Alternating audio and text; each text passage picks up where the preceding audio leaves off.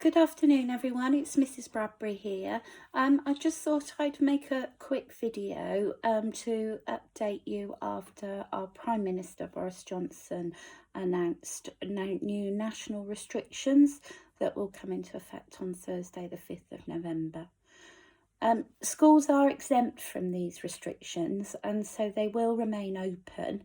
But we recognise that some of you may feel worried or concerned about your child or children returning to school tomorrow, which is Monday the 2nd of November.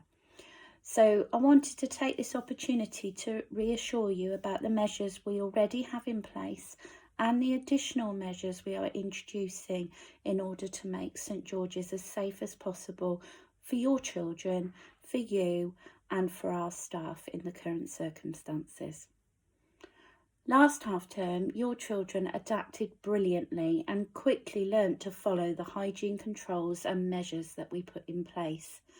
And you supported us really well too by following the one-way system, ensuring your children brought their book bags to school on the correct day and wore their PE kits on the right days too. And we really appreciate your support with that. Our attendance up until half term was really good too, and despite COVID was actually higher than it was up to the same point in 2019. And this shows that you had the confidence to put your trust and faith in us to keep your children safe, and we really value that. Here is a recap of the safety measures and hygiene controls that we had in place and will maintain as we start the second half of the autumn term tomorrow. We will carry on with the one-way system around the whole school site. So all pupils and parents in all year groups will enter the school site via the pedestrian gate on Stevenson Avenue and leave via the exit near Temple Close. We would just like to remind you that ideally only one adult should be dropping off or picking up children, and that's to keep the number of adults on the school site to an absolute minimum. We'll also be carrying on with the stagger drop-off times, which are as follows. So from 8:35 to 8:45, children in years 3 and 4, that's in Miss Haynes's class, Mr Abbott's class or Miss Round's class, and any younger siblings can be dropped off. From 8:45 to 8:55, children in years 1 and 2, so that's Juniper class, Elderflower class or Chive class, and any younger siblings can be dropped off. And then finally from 8:55 to 9:05, children in reception and nursery can be dropped off.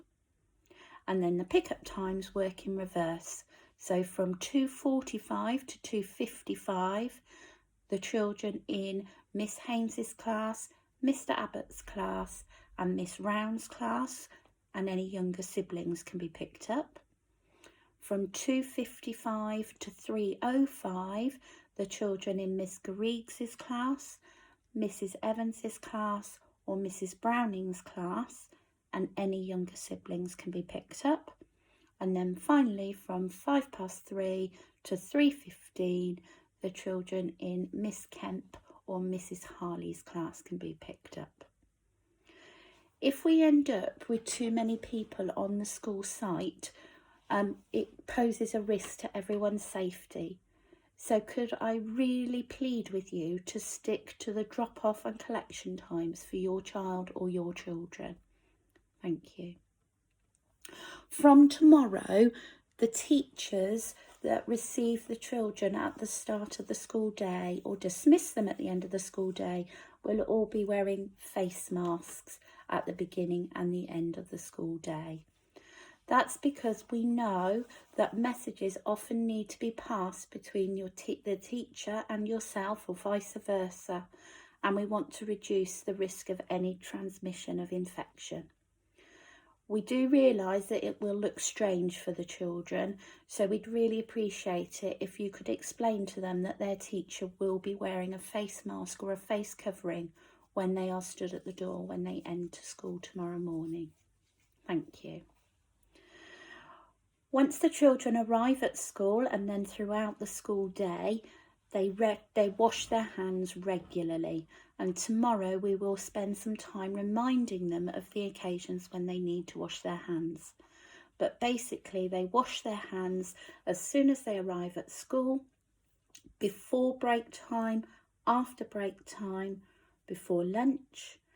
If they have to move rooms for whatever reason, so if they have to go to the hall for PE, they wash their hands before they go and they wash their hands when they return. Before they leave school at the end of the school day, and any time that they use the toilet, cough or sneeze into their hands, they have to go and wash them. We try and keep movement around the school to a minimum so that there isn't any contact between different groups of children in the corridors or as the children move about. And when we do need to move around the school, we always go out through the external door and then in either through the main entrance or through one of the side doors. Again, that's to make sure that we're avoiding any contact between different groups of children. Throughout the school day, they have staggered break times and lunch times. So again, there isn't any contact between the different groups of children. So the children in years 3 and 4 in Time class, Tarragon class and Peppermint class, they have their playtime from 10:15 till 10:30. And the children in Juniper, Elderflower and Chive class, they have their morning playtime from 10:35 to 10:50. And then we have similar arrangements in place at lunchtime where the younger children go into the hall and have their lunch first, and those children that have sandwiches have those in Elderflower class. And then at 12:25, all of those children go out onto the playground to play. And for Key Stage 2, some of the sandwich children have their lunch in Tarragon class from 12 till 12:25, whilst the children from Peppermint and Time class play outside. Excuse me. And then they swap over, and then the children from Tarragon class go outside, whilst the children from Peppermint and Time go indoors and have their lunch. Throughout the school day, we make sure that we keep the windows open to ensure good ventilation.